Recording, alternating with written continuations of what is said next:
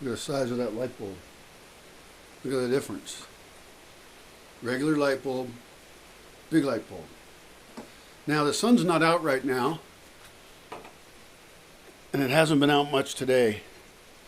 I don't have a lot of electricity. My computer's off.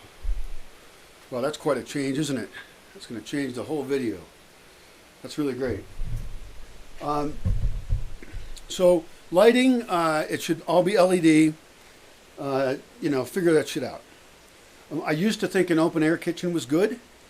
I no longer do.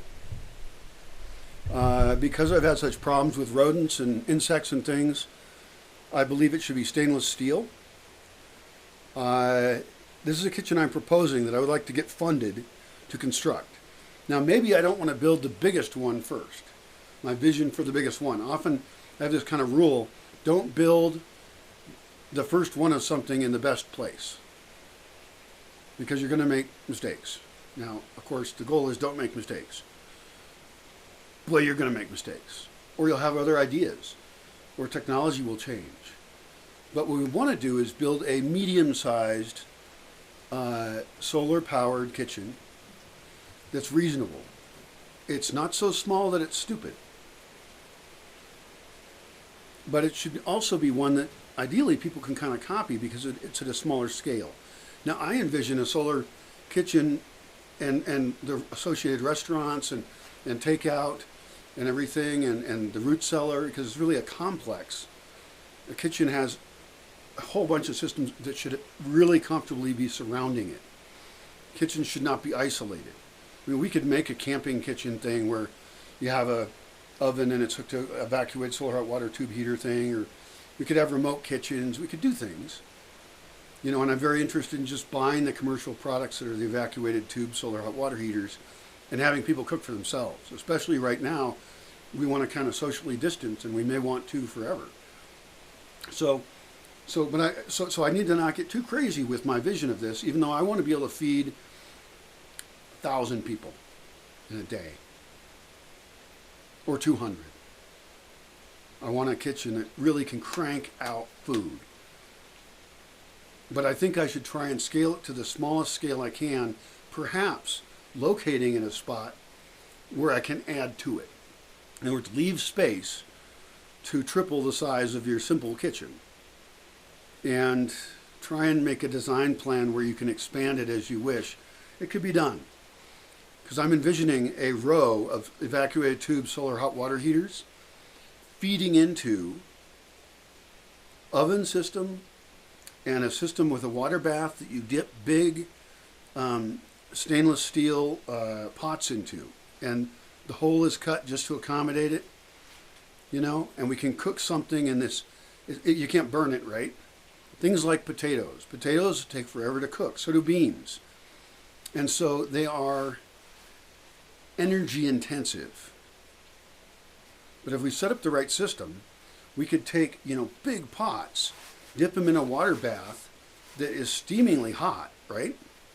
We could even have for any hole that wasn't being used, although we should generally keep the pot in it.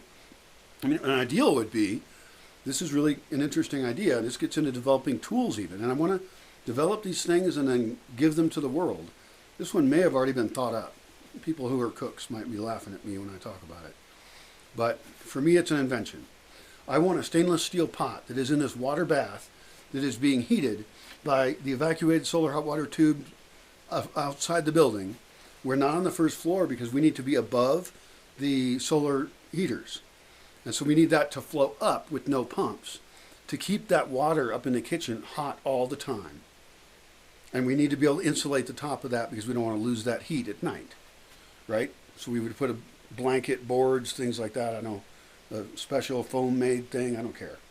No, natural's better.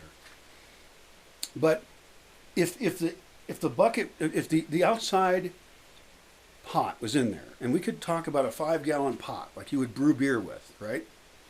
That's about as heavy as I want to have people to deal with. I know there's bigger pots, but it seems like a 5-gallon one is about as hefty as you want to get, and you could make spaces for other standardized sizes of smaller things if you wish.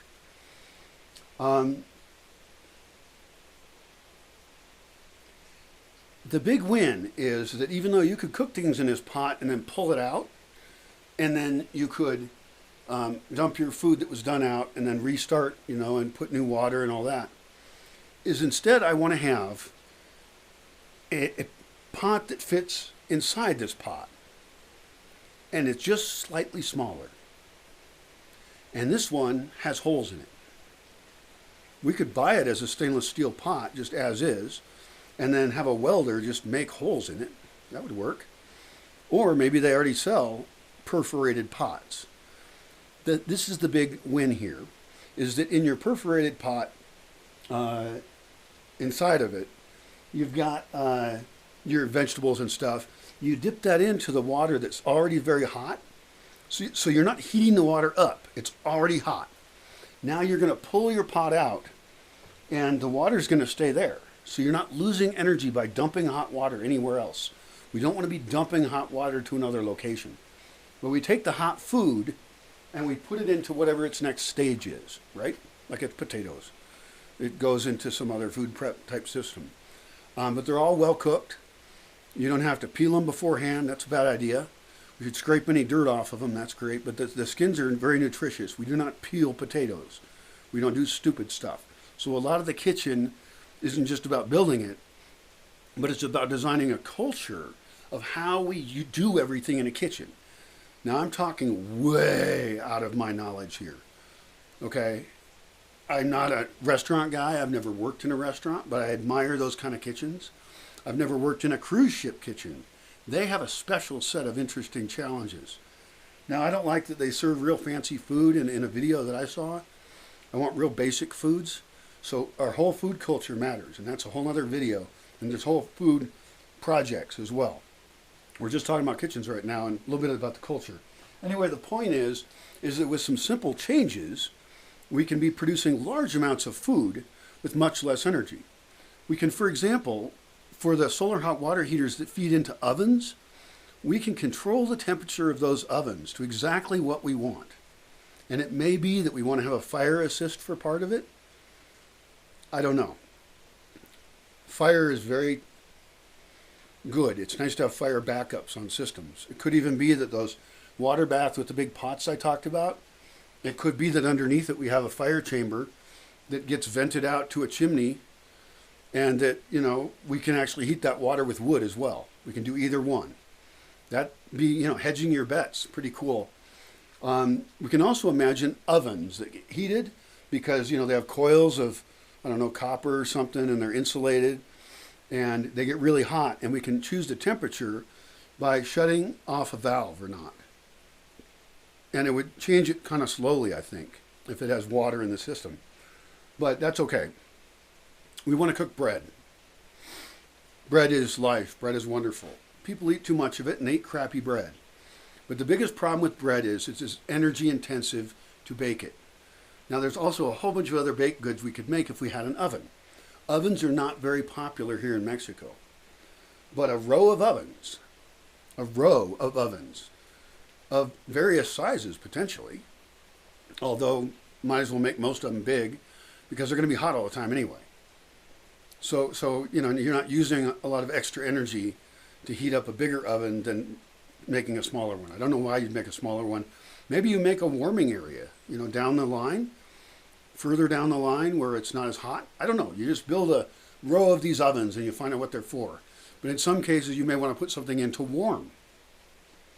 You may want an oven that is at 70 degrees. Isn't that what yeast likes? Bread yeast? And so then you could grow your yeast in there. There's whole other things about like a brewing space. That's a whole nother topic. I would recommend that brewing not be in the kitchen, that you build a special brewing location. So anyway, so here we're using propane. That is not ideal because we can't grow it here. See the propane tank over there? It's in the building, which I think is probably a safety violation of some kind. But that's what I do because that's how I got to do things. Water containers. These water containers I don't use, but these are water that is on a tippy thing, and there could be those that had rainwater. Although I'd rather have a tinaco and rain and water be available on a hose, and be able to put it in various places, and also have sinks, of course. Have a special cleaning station. Mine is outside. I have to carry all my dishes out there. The layout should be encouraging cleanliness. I've got my shelving of food over here. I've got a bin with some rice in it that was donated. Thank you. I appreciate it greatly. And I've got some spices and canned goods. Most of our food should be fresh, which is why we locate the kitchen right near the root cellar. The root cellar is built into the slope, deep enough that it's, and it becomes like a food storage place from the kitchen access. One problem is that for a bunch of root cellar stuff is I want you to have to go down into the root cellar. And that's tricky. Do we have it be so the root cellar is below the kitchen, kind of on slope? And that you have to go down a ramp, and then you fill up 5-gallon buckets of the stuff you need and haul it back up. It's a bunch of work. You could put in a dumbwaiter. That could be a way to do it. I know that I wanted a way to load the root cellar from above, and that kind of conflicts with having the kitchen be above, unless you kind of have the root cellar to the side and down from the kitchen, because the kitchen's also hot. We certainly don't want that air getting down into the root cellar. But above the root cellar, we want a place where you can pull a truck up, and you could open a hatch, probably in a small covered thing, right? And you maybe make it so you can pull your pickup actually under the thing, kind of like the Carpinteria roof, right? Because there could be rain problems, or there could be other problems.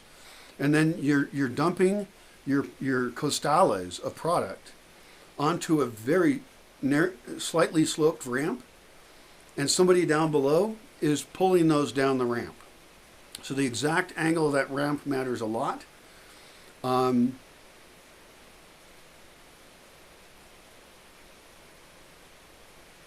Yeah. Could be you have a ramp that is movable and metal. That sounds more complex. But anyway, that way you get the food into the root cellar. And then in this case, the kitchen gets their food out of the root cellar somehow with a dumbwaiter or something. Maybe the root cellar goes further underslope. And anyway, I don't know how to get the food out easily, because the point is we're using gravity, right? And we want the root cellar. Yeah, it's just tricky. It's a logical problem, or it's a spatial problem. Anyway, so I've got my food here.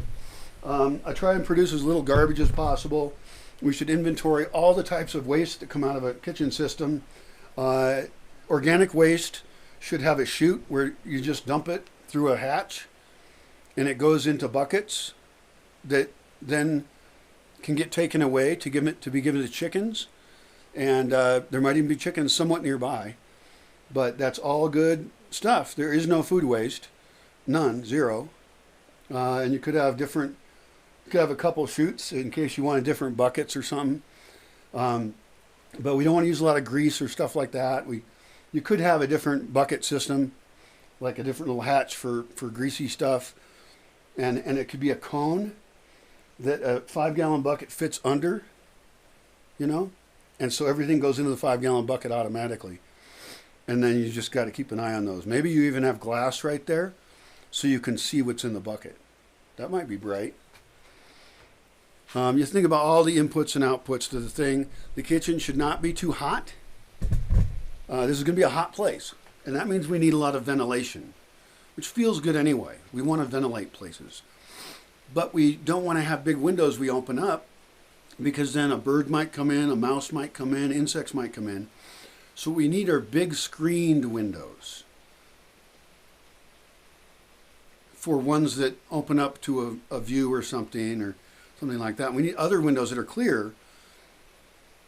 In fact, the screened ones you wouldn't do at a view, but if there's a view, which would be nice for the people working in the kitchen, you have a nice big window there. The kitchen needs, as a supporting system, a composting toilet that is just for kitchen staff. I don't know if that's really legitimate, if that's really needed. But think of every system that we have, and do we need it for that? For example, we want a space to sit down and relax in the kitchen, attached to the kitchen, very close by to the kitchen, but still part of the clean envelope that we're controlling things in. And that's because I want to be able to run this kitchen 24 hours a day. Now that might be a silly thing to say, but it's true. Space-wise, use of facilities, producing as much food as possible. It could be that the bread bakers come in at a certain time, they mix up all their dough, and we have certain things that are better to do at night and certain things that are better to do during different times of the day. So we actually set up our schedule of use of that space to maximize our food production. We might have another root cellar for finished products almost. We might have people be able to come with a big pot, and just say, yeah, fill me up with whatever. Pozole. People do that here in town. You can go up on a certain night, I think it's Sunday, and you can just bring your pot and say, hi, I'd like to have this full of pozole. And they fill it with pozole, they tell you the price, you pay the price, you go. That's pretty cool. That means that if people are camping here or they're in the Bosque, they can bring their own object and get a pre-finished product, right? And they could even pre-order it if it was a specialty item, and then they can take it away. They could order a rabbit, and we could have a special station for cleaning rabbits. We have a different station for butchering rabbits, and this is all separate. There's people who are vegan or vegetarian, and some of them are not total assholes. But there are also people who eat meat, and they're also not total assholes, especially the way we grow meat here, the way we raise rabbits. Have eggs available, of course. We should have fresh eggs available to buy, and also serve egg dishes. I'd rather serve egg dishes. It makes more sense. And I'd rather sell eggs to people out in the community to start promoting Moran eggs. So there's a lot of things with the food system. It's crazy how complex it is. This particular place I would criticize because we're also using it as a store, which is fine. It can have both functions for now. It's a small space, but if you go to like stores and restaurants here in Mexico, rural Mexico, you find people do a lot with a little bit of space, and this is a totally inefficient system here. Every book that's in here should leave. Should probably go into another room, and it's a special space, and later it can go to a library and people can check them out. Right here, maybe I could have the books that I most am willing to check out, and maybe I should start checking books out. But then those would get selected to be books I want to be checked out. For example, I've got a huge bin over there of books. I've got a huge bunch of books here, and those are all about spirituality. It's my spirituality library. I've got, I don't know, a few hundred books in it. I'm not sure how many. The cookbooks aren't so bad to have here, and those might be check-outable by people. Some of them are very interesting. I've got the Flavor Bible. I've got the Science of Good Cooking, which I must put somewhere else. How to Cook Everything. Joy of Cooking, of course. Science of Good Food, that was it. Vegetarian books. I'm totally willing to support vegetarianism. I'm willing to have any meat be a totally separate system. Oh, anyway, so like I mentioned, somebody could potentially buy a rabbit. The point is that they could buy takeout food. And this has to do also with increasing the social distancing of places. I want kitchenettes in more spots and more food independence in those locations. But I need to make a kitchen. This is my project proposal. I need to make a kitchen that can feed, 20 to 50 people. I think is a more reasonable goal. And it would be the kind of a restaurant might build at a time, like quickly. I don't know how many in a day. Maybe it's only 50 in a day. That's fine. That's a good scale. That's a lot of people. It feeds a small neighborhood.